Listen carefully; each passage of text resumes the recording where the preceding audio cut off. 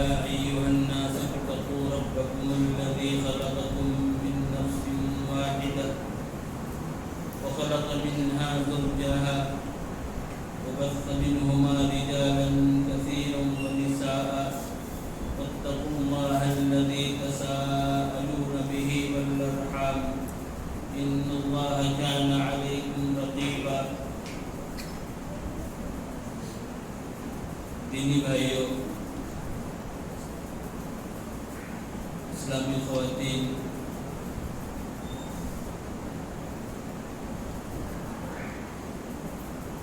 آج آپ نے پانچواں پارہ تراویح کی نماز میں سنا ہے. اس پارے میں آپ نے سورہ نساء کو سماعت کیا ہے. سورہ نساء کی کچھ آیتیں 20 پر 3 آیتیں کل پڑھی گئی تھی، اور اس کے بعد کی جو آیات ہیں وہ آج اس 5ویں پارے میں پڑھی گئی، اور کچھ تھوڑی سی آیتیں اس سورت کی کل 6 پارے میں بھی پڑھی جائیں گی. سورہ نساء جو ہے، آپ یہ جانتے ہیں کہ عربی میں عورتوں کو نساء کہا جاتا ہے. اللہ رب العالمین نے اس سورت کا نام نساء رکھا، اور اس کی پہلی آیت جو میں نے ابھی آپ کے سامنے تلاوت کی ہے، اور اس آیت کو آپ سنتے بھی رہتے ہیں خطبوں میں یہاں وہاں، اس پہلی آیت ہی میں اللہ رب العالمین نے اس بات کو واضح کر دیا کہ انسان ہونے کے اعتبار سے انسانی سطح پر، انسانی لیول پر سارے لوگ برابر ہیں، مرد بھی عورتیں بھی. اللہ نے کیا کہا؟ یا ایھا الناس اتقوا ربکم الذی خلقکم من نفس واحدہ، اے لوگوں اپنے پروردگار سے ڈرو جس نے تم کو ایک جان سے، ایک نفس سے پیدا کیا، یعنی آدم علیہ السلام سے. وخلق منھا زوجھا، اور اسی نفس سے اس کے جوڑے کو بنایا، پیدا کیا. حضرت حوا کو آدم علیہ السلام ہی سے نکالا گیا، پیدا کیا گیا، اور پھر ان دونوں سے سارے مردوں اور عورتوں کو وجود میں لایا گیا. اللہ رب العالمین نے اس آیت میں، اس آیت کے ذریعے سے مردوں کو یہ بتا دیا کہ عورتیں بھی تمہاری ہی طرح ہیں، تمہاری ہی جنس سے ہیں، اس لیے تمہیں ان کا خیال کرنا ہے. اس صورت میں آپ دیکھیں گے کہ معاشرے کے جو کمزور لوگ تھے، جن پر زمانے جاہلیت میں ظلم ہوتا تھا، اللہ رب العالمین نے ان کے تعلق سے احکام صادر فرمائے. یتیم لوگ جو تھے، یتیم بچے، ایسے ہی یتیم عورتیں، یہ بہت کمزور ہوتے ہیں معاشرے میں. ان کے والد نہیں ہوتے تو وہ کمزور ہوا کرتے ہیں. ان پر بھی ظلم تھا زمانے جاہلیت میں. اللہ رب العالمین نے یہاں یتیموں کے تعلق سے بیان کیا، اور یہ سخت وارننگ دی ان لوگوں کو یتیموں کے مال کو ناحق کھا لیتے، ظلمن کھا لیتے. اللہ نے ان کے تعلق سے فرمایا کہ یہ لوگ بہت ہی غلط کام کر رہے ہیں، اور یہ لوگ دراصل اپنے پیٹ میں آگ کے انگارے ٹھوس رہے ہیں. اس طرح سے اللہ نے یتیموں کے تعلق سے احکام کو بتایا. ایسے ہی عورتوں کا معاملہ ہے. عورتوں کے اوپر بھی ظلم تھا زمانے جاہلیت میں. عورتوں کے حقوق کو پامال کیا جاتا تھا. اللہ رب العالمین نے یہاں عورتوں کے تعلق سے بھی عورتوں کے حقوق کو بیان کیا. عورتوں کے اوپر ایک ظلم تو یہ تھا کہ ان کو وراثت میں حصہ نہیں دیا جاتا تھا، ان کو ان کے حق سے محروم کر دیا جاتا تھا. اللہ رب العالمین نے یہاں اس سورت کی آیت نمبر 7 میں فرمایا للرجال نصیب مما ترک الوالدان الاقربون، والدین اور رشتہ دار جو کچھ چھوڑ کر کے جائیں اس میں مردوں کا بھی حصہ ہے، وَلِلنِّسَاءِ نَصِيبٌ مِّمَّا تَرَكَ الْوَالِدُ وَالْأَقْرَبُونَ، اور ایسے ہی عورتوں کا بھی حصہ ہے۔ والد چھوڑ کر کے جائیں، والدہ کا مال ہو ان کے مرنے کے بعد، تو ان میں جیسے مردوں کا حصہ ہے، لڑکوں کا حصہ ہے، ویسے ہی لڑکیوں کا بھی حصہ ہے۔ اللہ نے ظلم کو ختم کیا۔ یہ ظلم زمانے جاہلیت میں موجود تھا، اور پھر رب العالمین نے میراث کے احکام کو بیان کیا۔ میراث کے احکام کو اللہ رب العالمین نے میراث کے سارے احکام کو 2 آیتوں میں بیان کر دیا۔ 2 آیتوں میں وراثت کے تمام احکام کو اللہ نے سمیٹ دیا، اور یہ اللہ رب العالمین کے علاوہ کسی کے بس کی بات نہیں ہے کہ وہ وراثت کے پورے احکام کو 2 آیتوں میں سمیٹ کر کے رکھ دے، لیکن اللہ رب العالمین نے ان احکام کو بیان کیا۔ ایک مرد کے لیے کیا حصہ ہے، باپ کا انتقال ہوتا ہے اگر تو اس کے انتقال کے بعد بیٹوں کا کیا حصہ ہے، بیٹیوں کا کیا حصہ ہے، ایسے ہی شوہر کا انتقال ہو جائے تو بیوی کا حصہ ہے، بیوی کا انتقال ہو اور اس کے پاس مال ہو تو اس میں شوہر کا حصہ ہے۔ ایسے ہی ایک انسان کے انتقال ہوتے وقت، اس کے مرنے کے وقت، اس کے والدین اگر زندہ ہیں، ماں باپ زندہ ہیں تو ان کا کیا حصہ ہے۔ اللہ نے ان تمام احکام کو 2 آیات میں بیان کیا، وراثت کے اس مسئلے کو، اور پھر اخیر میں اللہ نے بہت سختی کے ساتھ کہا کہ اس پر ہر مسلمان کو عمل کرنا ہے۔ یہ جو مسئلہ ہے وراثت کا، اس پر ہر مسلمان کو عمل کرنا ہے۔ جو آدمی بھی اس کو نہیں مانے گا اس کے لیے سخت سزا ہے۔ اللہ نے فرمایا مَن يَعْصِ اللَّهَ وَرَسُولَهُ وَيَتَعَدَّ حُدُودَهُ، جو آدمی اللہ کی اور اللہ کے رسول کی نافرمانی کرے گا اور اللہ کے حدود کو توڑے گا، اللہ کے حدود سے تجاوز کرے گا، يُدْخِلُهُ نَارًا خَالِدًا فِيهَا، اللہ تعالیٰ اس کو جہنم میں ڈالے گا جس میں ہمیشہ ہمیشہ رہے گا، وَلَهُ عَذَابٌ مُّهِينٌ، اور اس کے لیے دردناک عذاب۔ اس طرح سے اللہ رب العالمین نے وراثت کے مسئلے کو بیان کیا، لیکن آج یہ ایک بڑا المیہ ہے کہ وہی پرانی جاہلیت لوٹ کر کے آ گئی ہے، اور آج وراثت کے مسئلے میں لوگ اسلام کو فالو نہیں کرتے۔ مردوں کے حصے تو ہو جاتے ہیں، لیکن عورتوں کے حصوں کو، بچیوں کے حصوں کو باپ کے انتقال کے بعد اس کی بیٹیوں کے حصوں کو پامال کیا جاتا ہے۔ اکثر جگہوں پر، ملک کے اکثر جگہوں پر یہ چیز پائی نہیں جاتی ہے، اور یہ انتہائی خراب بات ہے۔ ایک انسان اللہ کے سامنے کیا جواب دے گا اور کیسے اس کو چھٹکارا ملے گا، یہ بات سمجھ میں نہیں آ رہی ہے۔ حالانکہ اللہ نے بہت سختی کے ساتھ مسئلے کو بیان کیا ہے، وراثت کے مسئلے کو، اور ہمیں یہ چاہیے کہ ہم اس کو اپنے معاشرے میں، اپنے سماج میں لاگو کریں۔ اس کے علاوہ اللہ رب العالمین نے عورتوں کے تعلق سے اور بھی احکام بیان کیے۔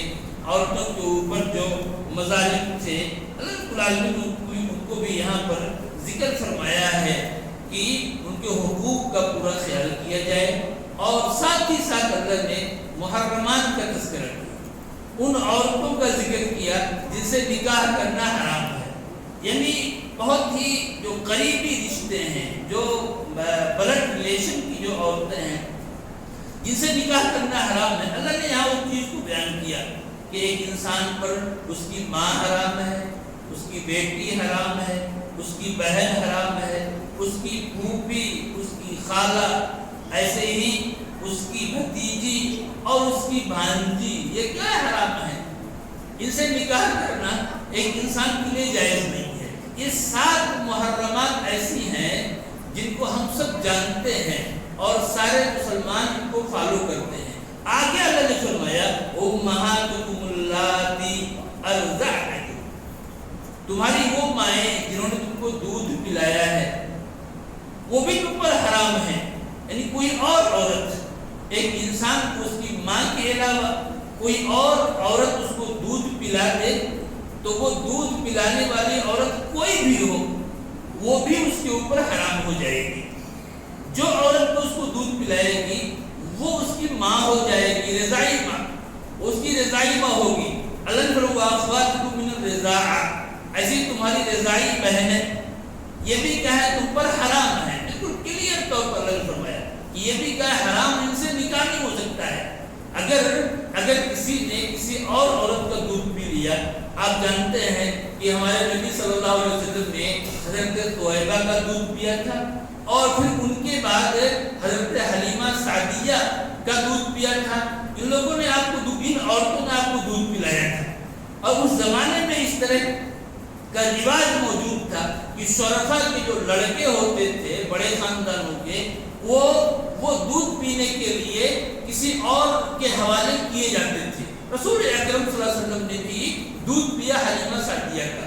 ایسے ہی کوئی بھی بچہ اگر کسی بھی عورت کا دودھ پیتا ہے تو وہ عورت اس کی رضائی ماں ہو جائے گی، اور اس عورت کا شوہر اس کا رضائی باپ ہو جائے گا، اس عورت کی بہن اس کی رضائی خالہ ہو جائے گی، اس کے شوہر کی بہن اس کی رضائی پھوپھی ہو جائے گی، اس عورت کے شوہر کا بھائی اس کا رضائی چچا ہو جائے گا، اور ایسے ہی وہ سارے ساتوں رشتے ماں بیٹی پھوپھی خالہ بھتیجی بھانجی، یہ ساتوں رشتے رضاعت میں بھی پائے جاتے ہیں، اور یہ سب کے سب حرام ہیں، ان سے نکاح جائز نہیں ہے، ان سے نکاح جائز نہیں ہے۔ اللہ کے نبی نے فرمایا یحرم من الرضاعہ ما یحرم من النسب، رضاعت سے وہ سارے رشتے حرام ہو جاتے ہیں جو نسب سے حرام ہوتے ہیں۔ رسول اکرم صلی اللہ علیہ وسلم سے ایک بار کہا گیا کہ اللہ کے نبی صلی اللہ علیہ وسلم آپ حمزہ کی بیٹی سے شادی کر لیجئے، حضرت حمزہ کی بیٹی سے نکاح کر لیجئے۔ ظاہر ہے کہ حضرت حمزہ آپ کے چچا تھے، ان کی بیٹی آپ کی چچیری بہن تھی، اور چچیری بہن سے نکاح کرنا جائز ہے، لیکن آپ نے کیا فرمایا کہ حمزہ کی بیٹی سے نکاح کرنا میرے لیے جائز نہیں ہے۔ کیوں؟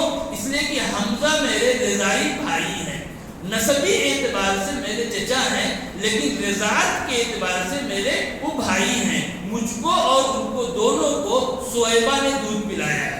اب جو میرے رضائی بھائی ہو گئے تو ان کی بیٹی جو ہے وہ میری بھتیجی ہو گئی، اب اسے نکاح کرنا جائز نہیں۔ یہ ہے مسئلہ رضاعت کا، اسے بھی ہمیں جاننا چاہیے۔ آج اس دور میں رضاعت کی وہ شکل موجود نہیں ہے، لیکن کبھی کبھی اس طرح کی چیز پائی جاتی ہے۔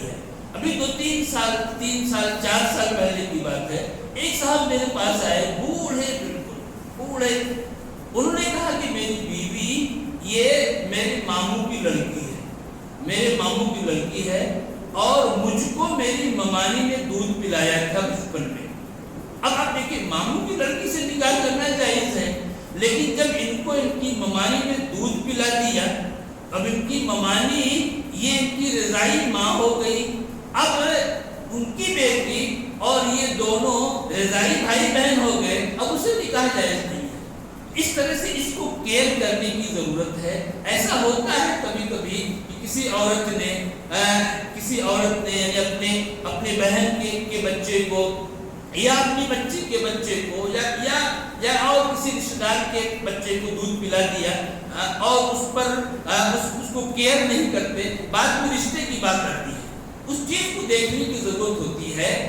اور میں ایک بات اور بتا دوں یہاں پر کہ یہ مسئلہ جو رضاعت کا ہے، اس کے لیے بھی تعلیم موجود ہے شریعت کی، کہ بچہ اس پیریڈ میں جس میں وہ دودھ پر گزر بسر کرتا ہے، اس پیریڈ میں دودھ پیے، اس کا 2 سال تک جو رضاعت کی مدت ہے جس میں اس کی خوراک دودھ ہوتی ہے، اس میں وہ دودھ پیے کسی عورت کا، اور اتنا پیے وہ دودھ کہ اس کے معدے تک وہ دودھ پہنچ جائے، صرف تھوڑا سا منہ میں رہ گیا، حلق تک رہ گیا تو اس کا اعتبار نہیں ہوگا، معدے تک دودھ پہنچ جائے۔ حدیث میں آتا ہے 5 رضاعات وہ پی لے، ایک بار پستان میں منہ لگایا اور پی لیا، دوبارہ لگایا پیا، اس طرح سے 5 رضاعات وہ پی لیتا ہے تو اس سے حرمت ثابت ہو جائے گی۔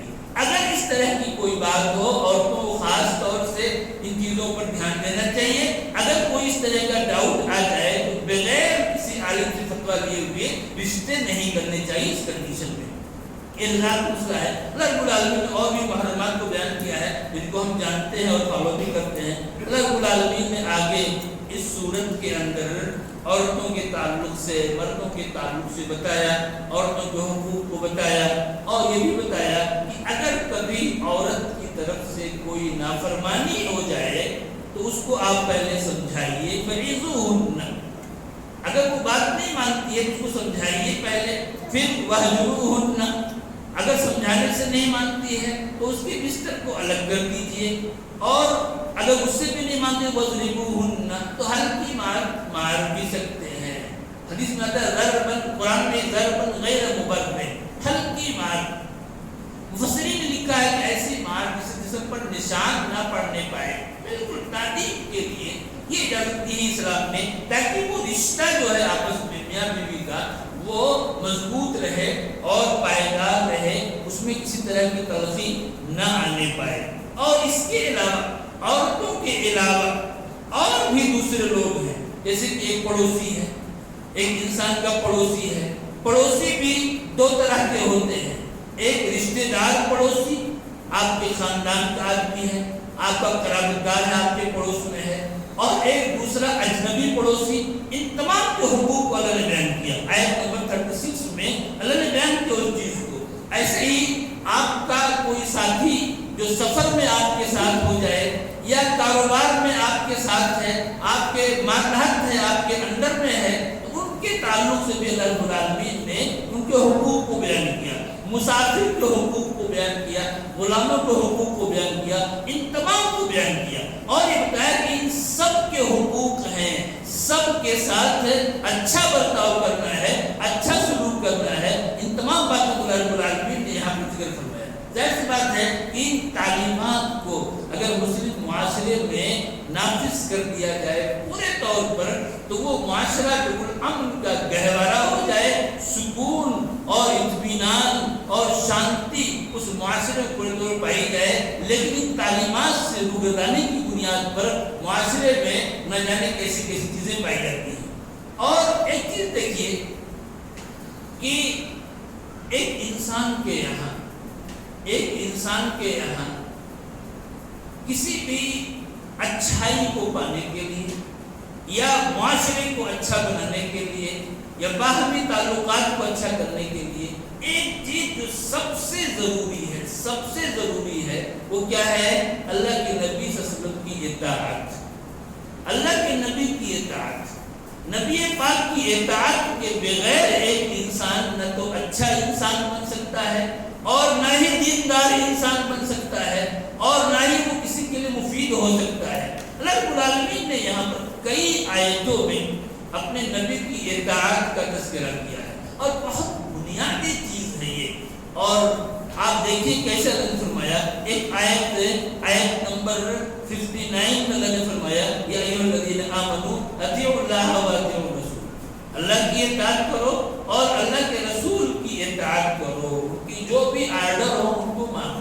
اس کے بعد ایک آیت آ رہی ہے آپ کے یہاں 65 نمبر کی، اس میں کیا فلا وربک لا یؤمنون حتی یحکموک فیما شجر بینہم، تیرے رب کی قسم یہ لوگ مومن نہیں ہو سکتے یہاں تک کہ آپ کو حکم مان لے، جج مان لے اپنے تمام امور میں، جو بھی اختلافی امور ان میں آپ کو حکم مان لے، جب تک آپ حکم نہ مانے مومن نہیں ہو سکتے۔ یہ دوسری آیت ہوئی، اور اس کے بعد اللہ رب العالمین نے آگے ایک تیسری آیت نمبر 69 ہے، اس میں اللہ نے کیا فرمایا، وَمَن يُطِعِ اللَّهَ وَالرَّسُولَ فَأُولَٰئِكَ مَعَ الَّذِينَ أَنْعَمَ اللَّهُ عَلَيْهِمْ مِنَ النَّبِيِّينَ وَالصِّدِّيقِينَ۔ جو اللہ کی اطاعت کرے گا، اللہ کے رسول کی اطاعت کرے گا، جو لوگ بھی ایسا کریں گے وہ لوگ اللہ کے ان بندوں کے ساتھ ہوں گے جن پر اللہ نے انعام کیا ہے، یعنی نبیوں کے ساتھ، صدیقین کے ساتھ، شہداء کے ساتھ، صالحین کے ساتھ۔ ایک انسان اگر اطاعت کی زندگی گزارتا ہے، چاہے وہ مرد ہو یا عورت، کوئی بھی ہو، اگر اطاعت کی زندگی گزار رہا ہے تو اللہ کا فرمان ہے کہ وہ قیامت کے دن نبیوں کے ساتھ، صدیقین کے ساتھ، صالحین اور شہداء کے ساتھ ہوگا۔ اور اس کے علاوہ اللہ رب العالمین نے ایک اور آیت میں کیا فرمایا، وَمَن يُطِعِ الرَّسُولَ فَقَدْ أَطَاعَ اللَّهَ، جس نے رسول کی اطاعت کی اس نے اللہ کی اطاعت کی۔ یعنی بغیر رسول کو مانے ہوئے ایک انسان اللہ کو ماننے والا ہو نہیں سکتا، ایسا ممکن ہی نہیں ہے کہ ایک انسان رسول کو چھوڑ کر کے اللہ کو ماننے والا ہو جائے۔ بالکل اگر ایک انسان کو اللہ کی اطاعت کرنی ہے تو رسول کی اطاعت کیا اس کے لیے ضروری ہے. اور پھر ایک پانچویں جگہ اللہ نے فرمایا اسی صورت کے اندر اطاعت کے تعلق سے اس کو ذکر کیا اور اس میں کیا ہے دھمکی بھی ہے, وعید ہے. کیا فرمایا ومن یشاقق الرسول من بعد ما تبین له الهدى, جس نے رسول کی مخالفت کی ہدایت کے آ جانے کے بعد وَيَتَّبِعْ غَيْرَ سَبِيلِ الْمُؤْمِنِينَ, اور مومنین کے راستے کو چھوڑ کر کے کسی اور راستے پر چلا. مومنین سے مراد کیا ہے؟ صحابہ ہے. یہاں صحابہ کی راہ کو چھوڑ کر کے کسی اور راہ پر چلا تو نُوَلِّهِ مَن تَوَلَّىٰ, تو جس طرف جائے گا ہم اس کو آزاد چھوڑ دیں گے, لیکن وَنُصْلِهِ جَهَنَّمَ, دنیا میں تو ہم اس کو ڈھیل دے دیں گے, وہ چلتا جائے نبی کی مخالفت کرتا جائے, صحابہ کے منہج کو چھوڑ کر کے کسی اور منہج پر چلتا رہے, دنیا میں اس کو ہم ڈھیل دے دیں گے, لیکن قیامت کے دن وہ پکڑ میں آئے گا, وہ نُصْلِهِ جہنم, اس کو ہم جہنم میں ڈالیں گے, وہ سعت مسیرہ اور نہایت برا ٹھکانہ ہے. اس طرح سے اللہ رب العالمین نے ان آیات کے اندر اپنے نبی کی اطاعت کا حکم دیا. اور بھی آیتیں ہیں. ایک اور آیت میں اللہ نے فرمایا کہ قیامت کے دن آج جو لوگ نبی کی نافرمانی کر رہے ہیں, کفر کر رہے ہیں, نبی کی نافرمانی کر رہے ہیں, قیامت کے دن ان کی خواہش ہوگی, وہ چاہیں گے کہ ان کو زمین میں رکھ کر کے زمین کو برابر کر دیا جائے, انہیں ختم کر دیا جائے.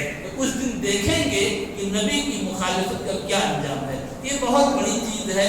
کوئی بھی شخص ہو, مرد ہو, عورت ہو, اپنے تمام امور میں اس کو اللہ کے نبی کی اطاعت کرنی چاہیے. اللہ کے نبی کا جو بھی طریقہ ہے اس طریقے کو ہمیں اختیار کرنا چاہیے. اس کے علاوہ اللہ رب العالمین نے اس صورت کے اندر شرک سے متعلق بھی آیات نازل فرمائی ہیں, اور ایک شرک کرنے والے کے تعلق سے نہایت ہی سخت وعید کا تذکرہ کیا ہے.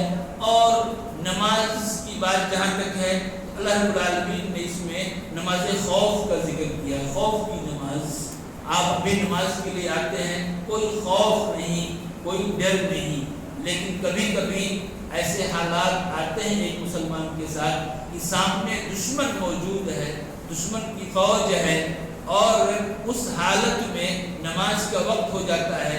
اسلام نے اس بات کی اجازت نہیں دی کہ آپ نماز بعد میں پڑھ لیجیے, نہیں, بلکہ اس کا طریقہ بتایا. اسلامی فوج کو اس کا طریقہ بتایا گیا کہ آپ کو نماز بھی پڑھنی ہے اور اپنی حفاظت بھی کرنی ہے. فوج کو آپ دو حصوں میں بانٹ دیجیے, آدھی فوج نماز پڑھے گی اور آدھی فوج دشمن کو دیکھتی رہے گی. ان احکام کو اللہ نے بیان کیا, قصر کے احکام کو بیان کیا. ایک انسان سفر میں جاتا ہے تو مسافر کو اس بات کی رخصت ہے کہ وہ 4 رکعت والی نماز کو 2 رکعت پڑھ لے. ظہر کی نماز 2 رکعت پڑھ لے, عصر کی نماز 2 رکعت پڑھ لے, ایسی عشاء کی نماز 2 رکعت پڑھ لے. اس کو اللہ رب العالمین نے یہاں پر اس سورت کی آیت نمبر 101 میں اللہ نے قصر کے مسئلے کو بیان کیا ایک آیت کے اندر. اور رسول اکرم صلی اللہ علیہ وسلم نے اس میں ایک مزید تعلیم بھی دی ہے کہ ایک مسافر سفر میں 2 نمازوں کو ایک ساتھ پڑھ سکتا ہے. ظہر اور عصر کو وہ ملا کر کے ایک ساتھ پڑھ لے, مغرب اور عشاء کو وہ ایک ساتھ پڑھ لے, اور فجر کو پھر الگ سے پڑھ لے. تو یہ رخصت ہے اور آسانی ہے اسلام میں. کسی بھی طرح سے کوئی تنگی نہیں ہے کہ ایک انسان پریشان ہو جائے. اللہ رب العالمین نے سورت کے اندر قتل سے متعلق بھی حکم ثابت فرمایا ہے, اور قتل کو, مرڈر کو انتہائی بڑا اور سنگین جرم قرار دیا ہے کہ اگر کوئی کسی مسلمان کو جان بوجھ کر قتل کرتا ہے تو ایسے شخص کے لیے اللہ رب العالمین نے جہنم کی وعید سنائی ہے کہ ایسے انسان کے لیے جہنم ہے. اور اگر کوئی جان بوجھ کر نہیں مارتا ہے, کبھی کبھی غلطی سے کسی کی جان چلی جاتی ہے, ایسا بھی ہوتا ہے, اس کے لیے بھی احکام ہے کہ وہ آدمی دیت دے گا. دیت میں بھی کتنا 100 اونٹ دیت ہے. اس طریقے سے یہ احکام موجود ہیں, اور اس سے آپ سمجھ سکتے ہیں کہ ایک مسلمان کی جان کی کتنی قیمت ہے اسلام میں. آج بہت سارے لوگ اس چیز کو محسوس نہیں کرتے اور اللہ رب العالمین نے اس صورت کے اندر تمام لوگوں کو انصاف کی تعلیم دی. انتہائی اہم چیز ہے عدل انصاف. یہ انتہائی اہم مسئلہ ہے اسلام کے اندر. اللہ رب العالمین نے آیت نمبر 135 میں 135 میں اللہ رب العالمین نے تذکرہ کیا ہے. کیا فرمایا؟ یا ایھا الذین آمنوا کونوا قوامین بالقسط. اے مومنو عدل و انصاف پر مضبوطی سے جمنے والے بن جاؤ. شہداء للہ اور اللہ کی خوشنودی کے لیے سچی گواہی دینے والے بن جاؤ. وَلَوْ عَلَىٰ أَنفُسِكُمْ أَوِ الْوَالِدَيْنِ وَالْأَقْرَبِينَ. گرچہ وہ گواہی تمہارے اپنے خلاف ہو یا تمہارے ماں باپ اور رشتہ داروں کے خلاف ہو, عزیز و اقارب کے خلاف ہو. إِن يَكُنْ غَنِيًّا أَوْ فَقِيرًا. اور جو تمہارے سامنے ہے, تمہارا مقابل ہے, چاہے وہ مالدار ہو یا فقیر ہو, محتاج ہو, بڑا انسان ہو یا چھوٹا انسان ہو, کوئی بھی ہو, تمہیں ہر حال میں عدل کرنا ہے, انصاف کرنا ہے. انصاف کی بات تمہیں کہنی ہے, منہ دیکھی بات نہیں کرنی ہے. ایسا نہیں کہ اپنا ہے تو اس کے فیور میں آپ کا فیصلہ ہو جائے, نہیں, بلکہ آپ کو انصاف کے ساتھ فیصلہ کرنا ہے اور سچی بات کہنی ہے. اللہ رب العالمین نے اس چیز کو یہاں پر ذکر کیا اور یہ کہا کہ اگر تم اس سے اعراض کرتے ہو, اگر انصاف کو چھوڑتے ہو, سچی گواہی کو چھوڑتے ہو, تو پھر جان لو کہ اللہ تعالیٰ دیکھ رہا ہے, تمہاری ایک ایک بات کو سن رہا ہے. بہت ہی اہم چیز ہے. ایک مسلمان کو ہر حال میں انصاف کا, عدل کا دامن مضبوط پکڑنا چاہیے. مجھے یاد آ رہا ہے عبداللہ بن رواحہ رضی اللہ تعالیٰ عنہ کو ایک بار رسول اکرم صلی اللہ علیہ وسلم نے بھیجا. کہاں بھیجا؟ خیبر بھیجا. اور خیبر یہ فتح ہو چکا تھا, تو وہاں کی جو زمین تھی, جو باغات تھے, وہ مسلمانوں کی ملکیت میں تھے, لیکن وہاں کے جو باشندے تھے, جو رہنے والے یہودی تھے, وہ لوگ اس کی دیکھ بھال کرتے تھے. تو رسول اکرم صلی اللہ علیہ وسلم نے عبداللہ بن رواحہ کو بھیجا کہ آپ جائیے اور درختوں پر موجود پھلوں کا اندازہ کیجئے کتنا ہے. ظاہر کہ آدھا ان کو ملنا تھا, آدھا مسلمانوں کو ملنا تھا, اس کا اندازہ کیجئے. ایسے ہی کھیت میں جو فصل لگی ہوئی ہے اس کا اندازہ کیجئے. جب یہ وہاں پہنچے تو یہودیوں نے ان کو کچھ رشوت دینا چاہا کہ کچھ رشوت لے لیجیے اور تھوڑی نرمی کر دیجیے, یعنی آپ اندازہ کرنے آئے ہیں تو ہمارے حق میں کچھ آپ کر دیجیے. عبداللہ بن رواحہ نے کیا کہا؟ عبداللہ بن رواحہ رضی اللہ تعالیٰ عنہ نے کہا کہ سنو, مجھے سب سے زیادہ اس دنیا میں نبی پاک سے محبت ہے, اور تم لوگ میرے نزدیک خنزیر اور بندر سے بھی بدتر ہو میرے نزدیک. لیکن اس کے باوجود مجھے سب سے زیادہ نبی پاک سے محبت ہے دنیا میں, اور تم میرے نزدیک بدترین انسان ہو یہودیوں, لیکن اس کے باوجود میں عدل کو نہیں چھوڑ سکتا, انصاف کو نہیں چھوڑ سکتا. ایسا نہیں ہوگا کہ میں تم کو ناپسند کرتا ہوں تو میں انصاف نہ کروں. میں انصاف کروں گا, جو ٹھیک اندازہ ہوگا میں وہی کروں گا, اور انصاف کو نہیں چھوڑ سکتا.